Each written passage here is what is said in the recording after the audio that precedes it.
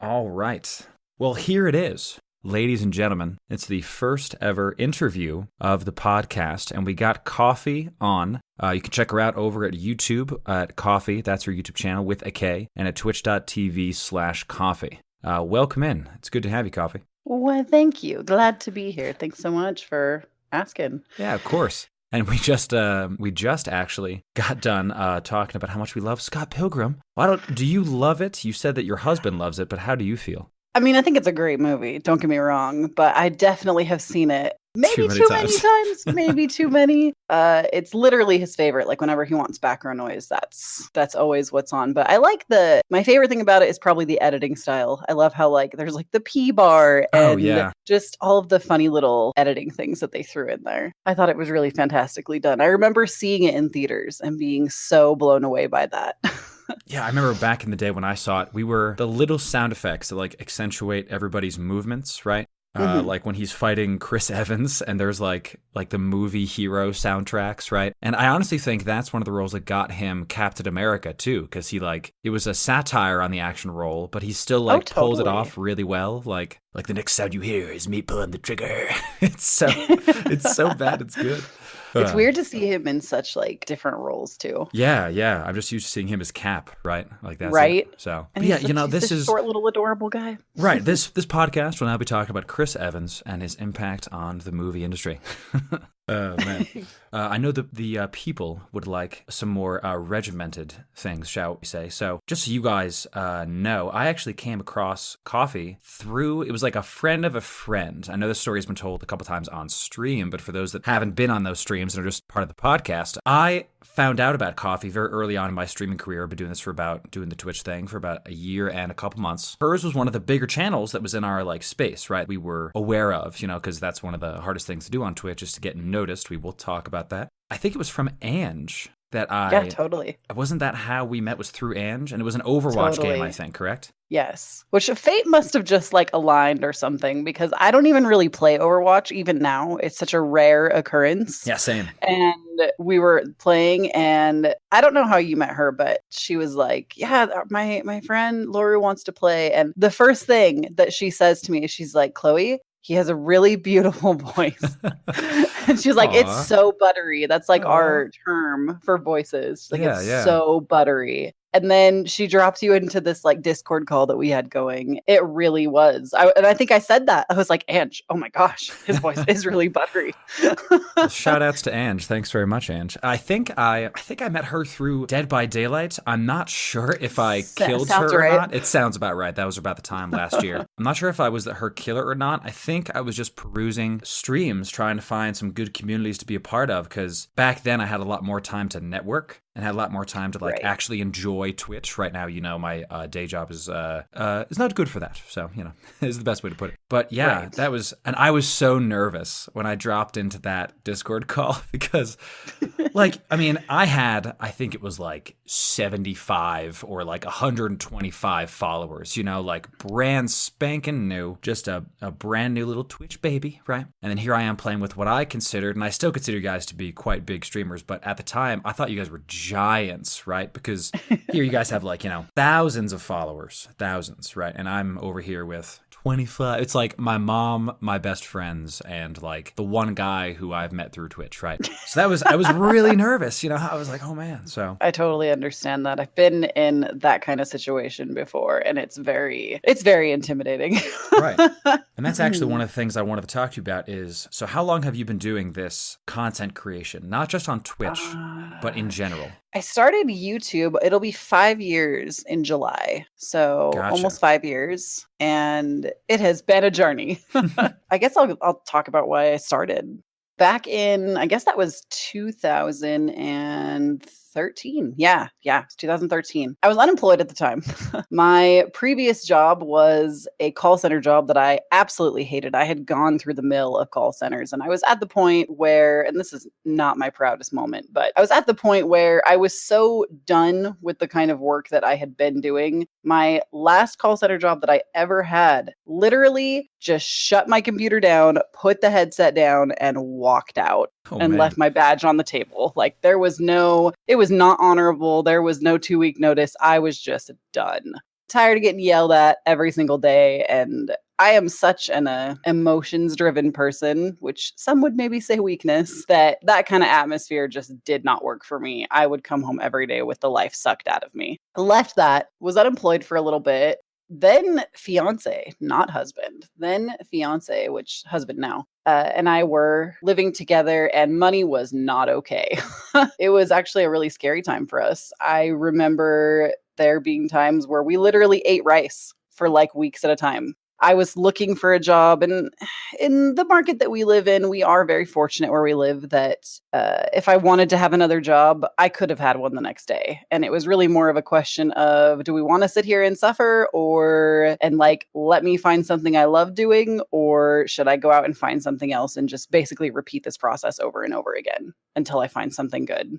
My husband, fortunately, he was also unemployed. So that's why it was like really bad. He ended up finding another job, and then everything kind of got better, and we got married that year, and that was awesome. Nice. It was kind of a weird time for us to get married because we're those kind of people that, especially me, I'm the kind of person where if it looks good on the outside, nobody asks questions. I would make it look very much like nothing was wrong ever. With YouTube, I didn't ever really start it with the intention for it to be a career, even though knowing all of that information, you would think that that's what I had in mind, but it wasn't. I was playing The Sims religiously because I had a lot of free time.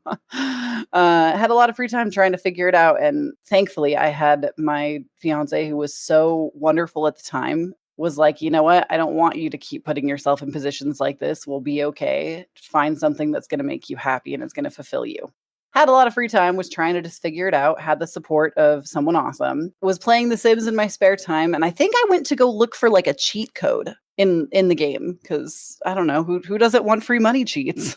Cheats in Sims. Today yeah, I oh learned. my gosh, there are so many cheats for that game. Oh man. So went to go find like a money cheat and stumbled across a few other YouTubers that I eventually ended up getting to meet later in life, which was crazy. But stumbled across, I believe Life Simmer was one of the first people I came across. And Sims 3 Symbiote, if anybody in the community knows them, it will make good sense. But stumbled across their channels, found what I was looking for, and then couldn't believe all of the content on The Sims that I had found. I don't really remember like the aha moment, because I feel like we all have one of those. I don't really remember the moment where I was like, oh man, I can do this. But I really started it as more of a hobby or a passion project. I was really interested in film. I'd gone to school for film. And I was like, I could do this. I could make videos. Like, that sounds fun. Wasn't doing anything else with my time. So I set out on my Mac. Macs are so bad for gaming. On my Mac to do this. Oh, yes. And I think I plotted out my channel for a good, maybe 2 weeks before airing my first video. And interestingly enough, my very first series, even though it's trash in my opinion, because I've grown so much from that, it's trash. It's some of like the highest viewed content on my channel. The stuff that you consider to be, shall we say, lower production, right? Whether you're learning the tools or whether you're like just trying out something new, that ends up being sometimes some of your like highest viewed stuff. Like we had a joke stream where I played Galaga, right? Like on stream. Oh man. Right? And ever since then, whenever our subs vote on our games, they do that every Sunday. They're like, hey, there's no Galaga. What happened? And I'm like, guys, I can't play Galaga for 4 hours. I can't play it for 15 minutes. It's like an older game. It just doesn't make me happy. It's a fun game. I have fond memories of the arcade when I was a kid, but right. It's interesting that like what our community latches onto in terms of what's important to them, right? Oh, totally. So 5 years, and it sounds, and that's really, really a beautiful story about how Curio, and we'll get him on this interview eventually, how he was like willing to work at a job that it sounds like wasn't necessarily what he wanted to do, but he was doing what he wanted to do, which was support you in your endeavors. Totally. Is that correct to say? Absolutely. And that's awesome. I genuinely could not have done it without him. And still to this day, I know that sounds cheesy and lame, but it's so the truth. I could not do everything I do without him. No, I think that's a good picture of what a relationship like should be, right? Like not necessarily somebody giving everything so that someone else can succeed. That's not what I'm saying. What I'm saying is that it's really a beautiful picture of sacrifice, right? And we do that every day in every relationship, not just in a like marriage relationship, like Totally. like Koffee and I are friends. She wanted to come on this this small podcast, and subject herself to this, right? So that's well, actually really, super I cool. just want to support you, and that's where it's at. Oh, thank you. Well, see, this is exactly why, and all of you listening, we're going to have an episode about tips and tricks for newer Twitch people. That's something that I want to do and give back to the community. But in that same vein, I know that Koffee and I started very different places. If you could give like your top tips to newer Twitch streamers or YouTubers, or shall we say content creators, what would those like best practices, best tips be? What do you think? Honestly, I think the biggest piece of advice I could give to anyone is do not ever treat yourself like you're starting out from nothing. What I mean by that is if you come into streaming or you come into making videos thinking like, oh, I'm scum, I'm so low, I have nothing, I do nothing, I'm not good enough for this, I'm not, you put yourself in such a small box, it's going to affect you and the people watching your content. People are going to pick up on that. If you treat yourself and believe already, you say, for example, say you're starting out streaming, you treat yourself like you already have a concurrent of 300 people watching all the time. And you ask yourself what people that have that are already doing, that's how you're going to attract it in your life. And I'm one of those people, I'm super into the law of attraction and manifesting your life. I believe that we're master creators of our entire destiny. And if you're not taking control of that and tapping into it and you're selling yourself short every single day thinking you're not good enough, then you're going to be not good enough. That's just facts. That makes total sense. Like you and I have talked and that I have said like you have the power, right? Like you have the ability to do so, like I don't pull in a lot of people, right? Shall we say, but that's not my goal. My goal is to entertain those that are willing to stay, right? Like I'm not trying to be something I'm not, so that's a really good tip. Act like, or not even act like, assume that you are worth the viewership and the engagement, even when you're not getting it, because that positivity is going to ooze into the rest of your brand. That's a really good tip. 100%. Cool. Like nothing irks me more when I listen to somebody just put themselves down. Like, yes, self-deprecation can be funny and some people are attracted to that, but nothing makes me leave something faster when I see somebody who just doesn't understand their worth or their power. And it's just not a flattering thing on someone. Especially I feel like most of my crowd is either in college or has some kind of 9-to-5. And I know when I come home from my day job, back when I was just watching Twitch, I didn't want to sign on to somebody's stream and have it be like, some pity party, right? And have it be like, well, this sucks, everything sucks. Like, it's not enjoyable, and some people like find some community and shared experiences. That's fine. But I know for me personally, I didn't want to sign on and like, get sadder, like. Yeah, totally. But here comes the commute. Well, I'm going to get some dinner and then, I'm going to watch somebody complain. Like, that's not, Yeah, I agree. It's not fun. And like, granted, I know everybody has bad days and we could sit and speculate or stipulate for days on end of why this streamer did this on a certain day. But at the end of the day, I think the biggest thing is, find your why and then practice that. Find people who are already doing that and build off of that. Totally. Cool. Do you have any other tips for brand new people, for the content newbies? Two things. I feel like, first and foremost, at least in the Twitch realm, it's hard for me to give advice because there was never a moment where I had to, I was very fortunate. I did the work on YouTube. So I already had an audience that followed me over. There was never a time where I had to sit there with 5 viewers and keep the conversation flowing. And, I didn't really have to work as hard on that platform. But I guess I could say in terms of content creation with YouTube, I almost would say to shy away from that if you want to be a content creator because of just how things have been going. Shy away from YouTube specifically. Yes, they make it very hard for newer creators. And that's not to say that you couldn't do it or anyone couldn't do it, rather. It just isn't really in line with being good to new creators coming in. Right. I know they just like demonetized, not demonetized smaller channels, but they made it harder to get monetization for smaller channels, right? Yes. Made it harder and just the way that they handle a lot of things. But we'll get into that in a minute. Sure. So other thing is something I actually recently picked up, and I think it's valuable information for a creator at any stage, is I can't remember the name of the the book and or author, and I apologize about that because I feel like that's valuable to state your sources. But there is this CEO that wrote a book. It's called The Blue Ocean Effect. And it basically talks about how so many companies, and you see it everywhere, no matter what you're doing, whether it's content creating or it's big department stores, no matter what kind of business, because I do take this very seriously as it is my business. And no matter what kind of business, they're all kind of feeding off of each other and taking ideas from each other. And so they create this very saturated market of things that you're already seeing. You know, one window shop has a certain outfit on a mannequin, and then you walk 2 feet in another direction and you see the same outfit on the same, like, you know, it's all just carbon copies of each other. And that's not to say that it's bad. I mean, we still all shop at these places. They're still all making the money and doing them. But it's so much more valuable to step outside of that. That's how you have the big breakthrough ideas. Don't always look to, I hesitate to say for lack of a better word, don't always look to your competition to see what they're doing so you can do it too. Go outside of that. Go somewhere that you've never been. Take a vacation. Take some time out for you. That to me is when the best ideas come out because they're your ideas, not someone else's. I think, were you talking about the Blue Ocean Strategy? Is that the book? Potentially. I'm talking, is that what it's called? I think that's the one. It might be. That's the one that I follow all the big entrepreneurs like Tim Ferriss and Gary Vee. It might be that one. That's the one that Tim Ferriss recommends 100%. And it's about so what you're beautiful. Talking about. It's a perfect book. It really is. And it's just about that. Like they talk about the red ocean being super saturated and it just being full of things that you're already seeing, and then business entrepreneurs going out and creating their own blue oceans, which is the idea that, you know, you've got these fresh, clear waters because no one is out there doing that thing. I think it's the best thing you can do. Every entrepreneur that I follow agrees on this, that it is, and I think this is what you're hitting as part of mentioning that book, is that it's easier to make it in a space where you're doing something unique. Now, finding that unique thing is the hard part, right? Because you have, like, on Twitch, how many people are playing Fortnite or PUBG right now, right? And if you're good at Fortnite or PUBG, how do you distinguish yourself amongst the thousands, right, that are also playing right now, right?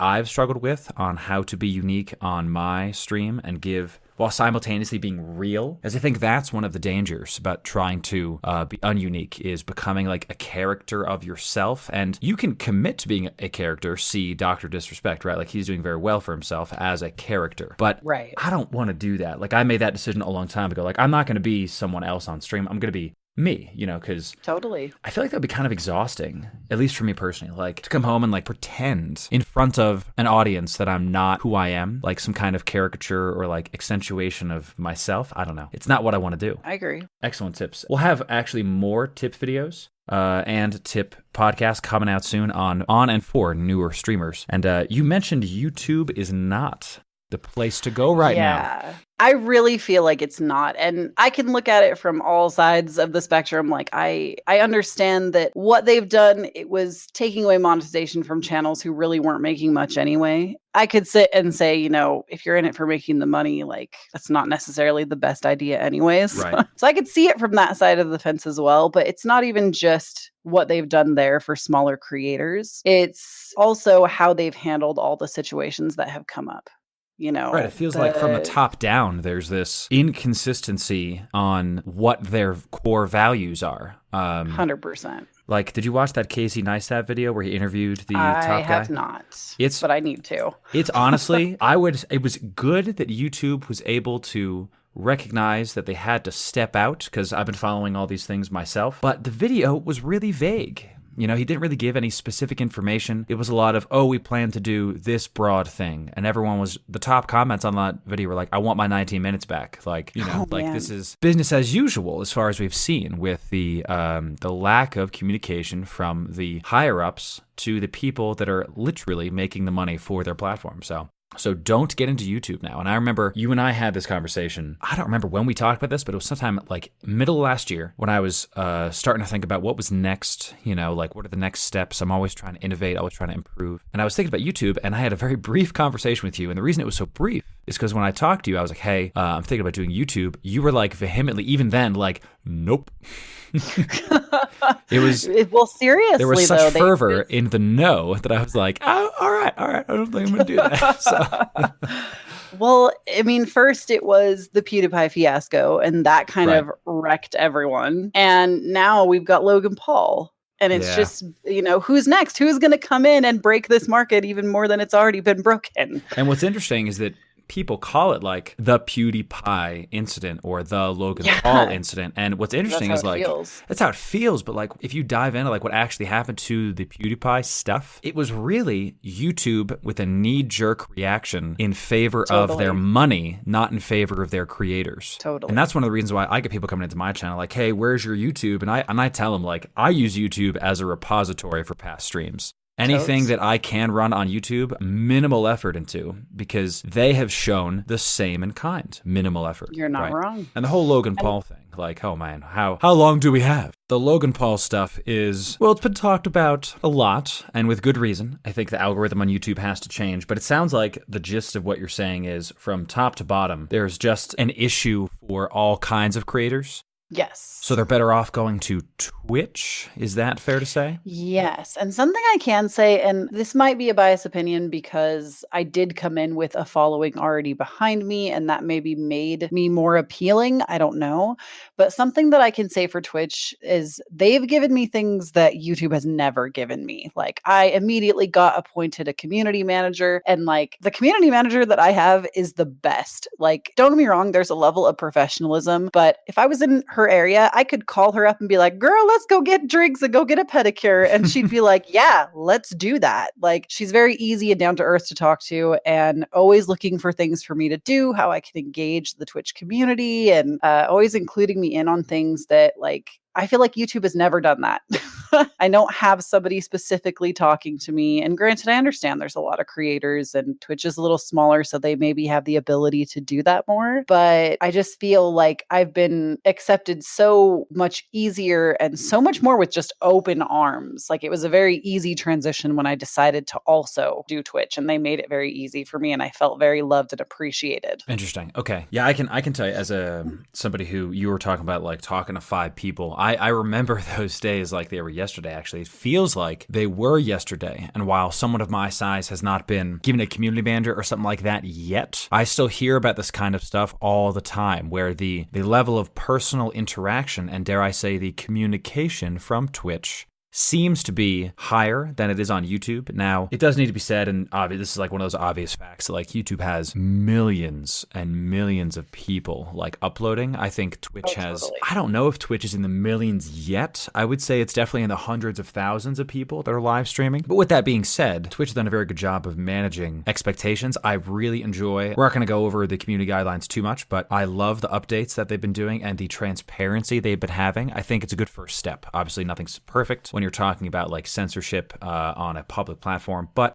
I think it's a good first step for them to just be having the discussion, right? That's something that YouTube's not doing. And I agree. I wish they would do more. I bet everybody wishes that YouTube would do more. I was going to say, I feel like YouTube is like this big overlord that everybody's afraid of and intimidated by, like, oh, they're going to demonetize my stuff, and they don't communicate, and there's no, you never know what they're going to do next. And Twitch is more like that super loving, supportive family member that you always want to go talk to. Yeah, that makes a lot of sense, actually. And I've been talking about this on stream.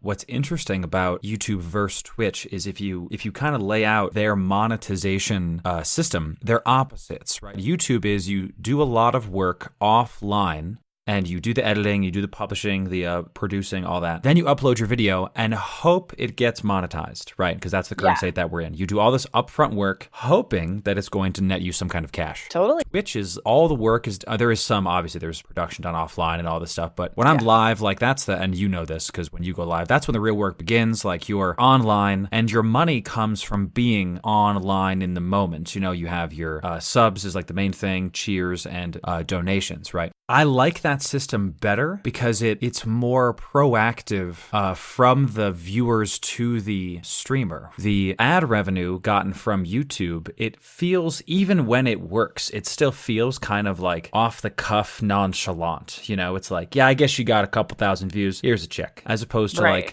you have an active member in the community, in your community on Twitch, subscribing to you that Twitch is facilitating. Totally. I think that's an interesting thing to think about as we move forward as this culture, because we've like, I don't know about you when you were a kid. I remember my like cul-de-sac, and I remember Walkmans and Game Boys and Pokemon cards, right? Totally. Oh my Man. gosh. Like this was the norm, and now we've completely shifted from what our parents said. Don't talk to strangers. Don't get in cars with strange people. Well, the other day I was talking about doing an IRL stream with Time Thor. We were going to get into an Uber, a car of a stranger, to go broadcast our location and our lives to not complete strangers now. I know my most of my community. The idea of it is so backwards from when we grew up. I don't know how to explain this to my parents. Like, they get it, they understand it, but they don't. It doesn't like click with them. How is this kind of career in streaming content creation? How does your like family view it? Well, what's interesting and what you kind of have to understand about my family is there's 2 generations, meaning that I have such a large family and my family had children for so long that where my generation falls, there's like 2 other people in it. And then there's the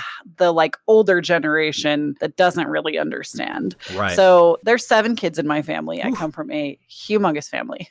And they are all from the same parents. My parents are actually almost to their 50th wedding anniversary. Oh, that's awesome. I'm the baby. Yeah, I'm the baby of the family. So it's been interesting having this kind of career. Okay, Kat. Sorry. That's going in the podcast. But it's been very interesting. You have kind of like my parents and the older generation in my family that doesn't understand at all. In fact, and I am not going to say anything that I wouldn't say directly to these people's faces. Sure. My oldest sister used to tell me and give me so much crap all the time. You share too much of your life on the internet. All the time. And I felt so guilty about this because I thought it was such a bad thing because it was phrased like it was such a bad thing. But I have found the more transparent I tend to be, the more of a beautiful community I've had kind of rise up around me. My goal is to really be as transparent as I can be. And that was a really hard truth to kind of overcome with the family background that I've had from the older generation. I have, there's about 3 siblings and then my parents that don't really get it. But then right in the middle of the generation split in my family, my brother is like one of the biggest gamers I know. He plays WoW every single day and he has for years. He doesn't necessarily understand the YouTube, Twitch stuff completely. Like he doesn't want to do it himself, but he at least has mad respect. Like he watches YouTube tutorials on how to do things in WoW and he's like, oh, that's so awesome. That's so cool that you're doing that, Chloe. I have 2 sisters under that kind of understand as well, at least a little bit, or they try to. They'll try to watch my videos. I think I have the hardest time, honestly, though, explaining it to my parents. Right. Yeah, they're always like, you do what? Yeah, you do what online? You didn't see it, but when you mentioned WoW, without thinking, went up to like scratch my neck. Like, yeah, WoW? There's a reason I just can't do it anymore. Like, my parents are similar. My dad was a Trekkie. Like, he watched Star Trek. He loves that show. We watched the new Star Trek movies, and he actually enjoyed them. He was like, oh, this is kind of cool. Like a brand new storyline, whatever. But you and I have talked. When I was a kid, I was addicted to video games, and I used it as an escape and not as a hobby, right? I did not do my responsibilities and chose to play games, which resulted in disaster, shall we say. I think from that, my parents, whenever I talk about this branding, they still see the like, in some respects, the like 17-year-old, 16-year-old kid, and I say that word on purpose, that just didn't get it, didn't get life. And that's why I've tried to be like, well, you don't see what I do like offline, all the production I do. Like I can tell you, I look back at the person and my memories that I was when I was 17 and I'm like, what the hell was I doing? Right.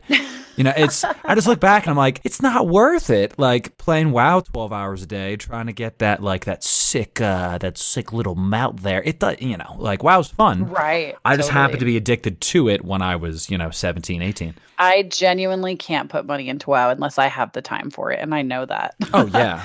My brother's always like, when are you going to play WoW? And I'm like, bro, when I have like a month, when when I'm doing my thing so well that I can give you like a month of my time, I will pay for a month of WoW. But right now, I can't give you that time.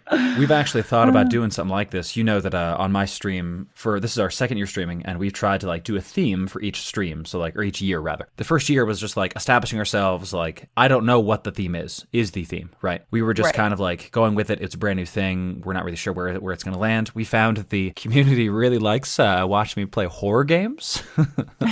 Likes watching me squirm. Second year, we're focusing on competitive PvP. We got that Rainbow Six, and we ended up doing something I didn't expect. And this is part of the reason why I'm so open to new possibilities, because like we opened up the new Arc server. Everybody's really enjoying that. That's on the server. We've had really grand old time playing with the big old tribe, whatever. But we've talked about in year 3, this is a possibility, it's not confirmed. We've talked about in year 3 committing to an MMO for like the whole year, right? Like, like picking one, doesn't that sound great? Because like I'm with you. It does. If I'm going to play WoW, like, all right, so how long are we all playing for? Because I'm the kind of guy that we would all play back when Guild Wars 2 like first came out, right? I played in the closed alpha, the closed beta for like, I think it was a year and a half, close to 2 years. I had my best friends were burning out 8 months within 9 months, right? And just never touched it again. And some of them touched it like randomly, right? I played for years and I like played with my guild and all this different stuff. But I'm with you. Like if I don't have the time or if I don't have people playing with me, eventually it just stops. Yeah, that's where I'm at right now with WoW. Right. Like I've been itching to play because they're coming out with all this new stuff. I know what's going to happen. I'm going to pay all this money and I'm going to play it for like 4 days straight and,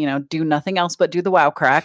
The WoW crack, yep. The WoW crack. And then I'm just going to stop and lose all that money for the rest of the month. That's exactly what's going to happen. Right. It's going to be like, and I'm done. I know they're coming out with like vanilla servers and I played in vanilla. I think there's going to be a bit of a rose-tinted glasses removal when we go back to vanilla because there's a lot of quality of life things people don't remember that came out in BC and Wrath and all these different things, like those 40-man raids, while I have nostalgia for them, it was a logistical nightmare getting 40 like energy drinked pizzaed up nerds to play Naxxramas. It was just going into Molten Core with 40 people going like crunching the numbers, like, all right, do we have to do this boss? All these different. Oh man, it was fun. I have fond memories of it, but I think when the vanilla servers come out, I think there's going to be a bit of a rude awakening for some of the people that were like remembered it a certain way and were like, wow, this actually sucks. What do you mean I can't fly?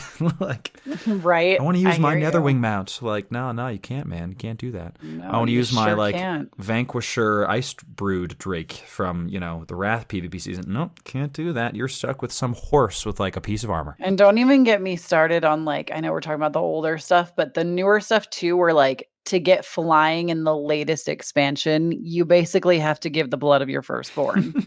You have to do everything. So much just to get flying. I didn't hate it because, well, in BC, I was an auction house person, right? So my buddies and I, we were WoW rich, right? Like had in Legion, I came close to getting over 1 million gold without really breaking a sweat. That's because a lot of gold smog. Geez. Yeah, I know, right? Like fruit of the orbits. But we would like do all of this different flips and we had different like tricks that we would do. We would like, I had people essentially on my payroll, right? Or had they were miners. They would go out and they would just like grind ore all day. And they knew if they send me the like bind on payment emails or the like WoW mails to me, it was like, I don't remember the exact conversion, but it was like, I told them like, all right, listen, whatever the auction house is saying, I'll buy everything you have for 50 silver less than the lowest bid. Give me all, I will buy it forever. Right. So these guys had guaranteed cash flow. They were choosing to get it for less than they could have on the AH, right? But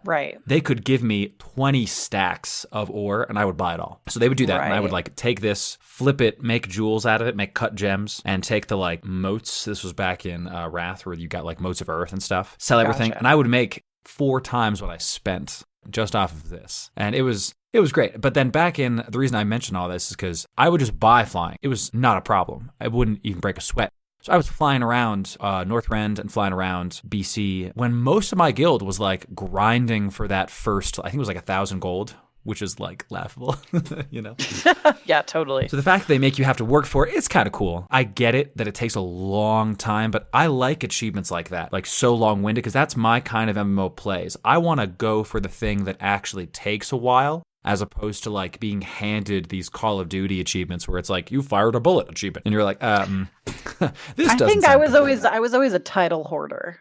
Ooh, yeah, I love my titles. I would liked grinding for titles. So I think the one that I grinded for the most, which was silly because it shouldn't have taken me as long as it did, but I was lower leveled when I was doing it and you needed to be higher leveled, so everything I did was harder, was the Love Fool, which is the Valentine's Day Oh, title. so good. I ground so hard for that. And my brother literally was like, Chloe, I'm so proud of you. Like, I've never seen somebody grind for that hard. I'm Yeah. so proud. All my buddies were into getting the fisherman one, salty. Oh, nice. I would sign on and they're like Ironforge or Stormwind, like fishing. And they're like surrounded by other Alliance people. And I'm like, dude, how are you like not dying? Like, aren't you flagged? He's like, yeah. And they're like, but you're fishing in like Stormwind? He's like, yeah, we're just trying to get salty. And I'm like, okay. We're just trying to get salty. Trying to get that salty title. And he got it. Shout out to Mr. Drew Tiller getting that salty title. That's it was hilarious. It's just good stuff. But I respect that about the game, that there's so many long-winded attainable things, right? Like too many games nowadays are all very short-sighted, which kind of is I'll take it as a segue into one of my final questions for you. What are your thoughts on, and we had to talk about this at some point, Dead by Daylight? Oh, man. Yeah, I feel like you asked at the right time. Exasperated sigh. You asked at the right time because I feel like I'm one of those people that held on for a long time, like longer than most people I know. Not everyone. There are definitely still friends that I have, and they know I'm talking about them. There are definitely friends that I have that are still very attached to this game. I am just kind of at my wit's end. I feel like the community got toxic. I feel like the changes, they just go back and forth on everything that they do. And I know they're trying to please everyone in a sense, but it's just like whoever cries the loudest, they tend to fix. The squeaky wheel gets the grease, right? You know, not only that, but I think I have the hardest time, and this might make some people mad, but I don't care because it's how I feel and it's an opinion. I like the game for what it was when I first got it. I liked the idea that they set for the game. It was like a hide and seek. You were supposed to sneak around the killer. That was how it was designed to be, not to go running out there just to be chased 8 million times. Like, that to me isn't how the game was made to be played. It was supposed to be scary. Right. I feel like, at least in the communities I tend to hang around, that's what I get the most is people get mad that, you know, now that they're really great at the game and they have, you know, a ridiculous amount of hours, they get mad when the game devs try to bring it back to that, try to make you more scared of the game and bring back that element of hide and seek. There's numerous streamers that are so mad about this. Like, I just want to be chased and I just want to do this and this, but that's not how the game was designed initially. And so I don't know. I feel like I do have a very biased opinion, at least in the community that I tend to be a part of, but And just to give some background to some of the listeners, we played a lot of Dead by Daylight, especially on my channel, and I know on your channel too, Koffee, early last year, early 2017. I remember, like, that was all we did for hours, just going into Survive with Friends lobbies and just trying to, like, get out alive, and it was a lot of fun. But then the game really broke, and literally broke, but also like it started to edge away from my community, and as far as I'm concerned, when the Survive with Friends lobbies broke. I think that was a huge nail in the coffin for this game. I don't think it's dead. I wouldn't say that, I don't think it's dead. Things you've listed, and with the problems that they've had across the board, it could have been so much better. And this is my biggest gripe with Dead by Daylight, is that I genuinely thought the game was amazing. It is the single most unique game in the top 20 games on Twitch. There's not a single other game that is like it, a competitive, asymmetrical horror game. Nothing else comes close. There's 1,000 battle royale games now, for God's sake. There's going to be the new RPG of the month, you know, which are always great. You know, we had like Horizon Zero Dawn, Mario Odyssey, all these great games. But Dead by Daylight offers something unique in that it can be competitive, but also be a fun little chill game. I think where they've gone wrong is they've maximized the non-competitive playtime in a competitive game. They have this rank system that they're just not using. Like, if you hit rank 1, I remember grinding for rank 1 killer. I'm sure I was learning how to like be a killer back in the day. But once I knew how, all it took was hours. It wasn't a problem. You know, it wasn't ever, I knew I was going to hit it. And that to me is a mistake. It's a hard conversation to have because, like, you have games like Overwatch where you need to grind in order to get better. Part of competitive PvP is playing for long enough that the muscle memory becomes natural. but, and where like the split second decisions are, just made correctly. Like you win those 50-50s when some goes left or right. Well, which way? Well, you can make that intuition if you're a good killer enough, right? But they've turned it into, as you say, this like with borrowed time, with all this super altruistic focus perks. And I think it's okay to have those perks, but totally, like that could be part of the counterplay. Every PvP game needs counterplay if it's going to be good. But as a whole, the game has moved away from an asymmetrical horror game that is semi-competitive and it's moved towards this closer to Friday the 13th in my opinion, where it's become this kind of like party game, right, where let's all just like run around and like BM the killer. Or if you have this like if you have a stupid killer who's like, I'm going to farm points on you guys and not kill them, which if you've been to my stream, I've been playing with Koffee, those that are listening, and the killer is like sees that I'm a streamer and like takes me to the hatch and I like crawl away from the hatch. I'm like, no, you got me. Put me on that hook. Like, get your points. I don't want to be handed a victory. If you got me, you beat me, you win. I hate getting hand-fed victories. I hate that so much. So, interesting. Yeah. A lot of different changes are happening in DBD, and hopefully this game that we care about will be improved upon. I hope so. I mean, at this point in time, I'm not even streaming it. Pulled it completely from my weekly lineup. I have no desire to touch it. Like, it also feels like everything has changed, but nothing has changed at the same time. Right. And I'm not working for anything important. Like you said, with the ranking, I'm not working for anything important. Right. There's it doesn't matter. I feel like I'm just doing the same motions over and over and over, and that's boring to me. Exactly. This is the kind of thing I said about when they released The Pig, which very interesting kit, really, really cool, but it's just the same game with leveling another character. Right. And if that's what makes you have fun, go for it. Don't let me knock your fun. I know that I need something, as we were talking about with WoW, to like move towards, right? If my end goal is Prestige 3 the Pig, get the perks, get them on the rest of my characters, it feels hollow to me. It doesn't feel like it's enough, right? I need some kind of rank reward system. I've been saying this for a long time, whatever. Enough about Dead by Daylight. I did want to end on something positive. We've been doing this. Wow, I can't believe it's almost been an hour. It's closer to an hour. Awesome. Time flies when I'm talking to Coffee Chat. I love talking to her. She's fantastic. Ditto. Thanks. Oh, I wanted to end with a good thing. So what is your favorite thing right now? In this moment, like it could be a game, it could be a book, it could be a song, whatever. What is your favorite thing? It could be your husband, What is your favorite thing right now?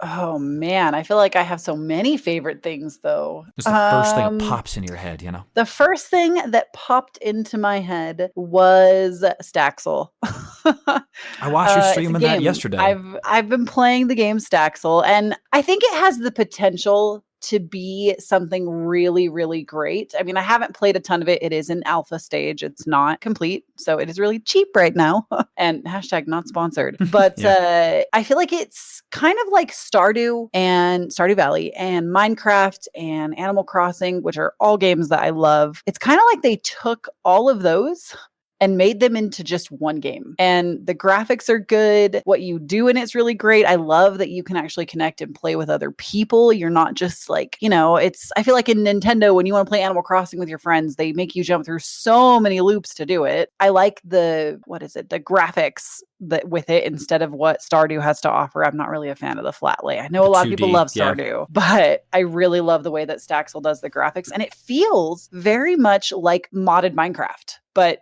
that's what the base of the game is. So there's no lag. There's no download these 800 packs and Forge, So it feels very much like a modded Minecraft. And how much I love me some modded Minecraft. Oh man, that was one of the most fun times I've had because I love modded Minecraft. Okay, cool. Staxel. Very interesting. Yeah, really good. At this point, I mean, it is, like I said, it's in alpha stage. So you're going to get what you pay for. But I feel like at this point, it was worth I would have paid $40 for the enjoyment that I've already gotten out of it. How much is the game on Steam?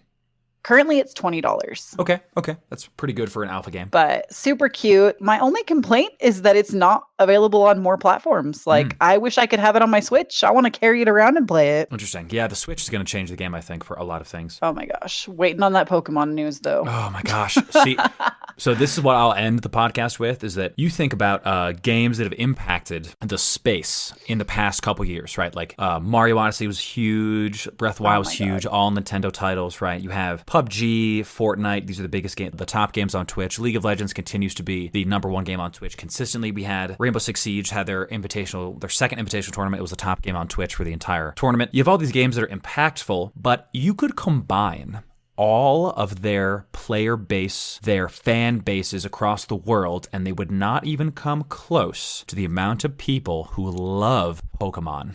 You're not wrong. Who grew up with this game, like myself, who are super nostalgic. I got Pokemon crap still. I got a Bulbasaur plushie on my desk. Love me some Bulbasaur. Get the grass types, the best starter. Don't at me, okay? Grass types, best starters. Ooh, yeah, I know. Here we go. All right.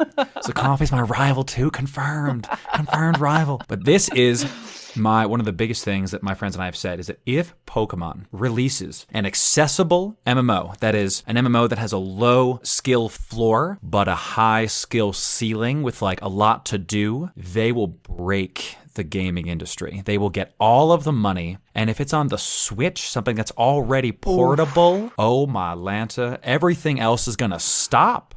They're going to kill everything. Like imagine, I would say a good half, and I'm being conservative, a half of each game's player base on Twitch would go to whatever the Pokemon MMO is. And it's an MMO, so eventually you're going to see people burn out. You're going to see people stop playing because they're playing it wrong. It's a marathon, not a sprint when you play MMOs. True. I hope it's good. I have high expectations because they announced all that we've heard is like there's Pokemon news for the Switch, right? Which we could be getting trolled, and it's like more Pokemon Heroes for Pokken, right? For that Pokemon fighter game, which is still a lot of fun. It's a great game, but I want me some Pokemon MMO. I like Pokemon Go. It's fun, but come on. I don't want to have something on my phone. I actually said this to my friend Katonix. I was telling her, I was like, what if they did a Pokemon MMO? And I broke her. Like, she couldn't speak. She was like, Chloe. And I was like, I know. Think about how the internet will feel. She was this like, is what I'm talking about. Like, especially people have had these suggestions for a long time where, like, since the Switch has Wi-Fi capabilities, right? If it can be hitting a Wi-Fi and that gives you location data, that's part of my day job. You're telling me, like, all right, so if I want a Heracross, I got to go to the west side of town. That is so cool. If that's a thing, or even close to something like that, like they have with Pokemon Go. That was one of the coolest things about this. Like, I have very fond memories of my youngest brother, like, pumping up his bike and yelling upstairs, like, let's go, loser, we're going Pokemon hunting.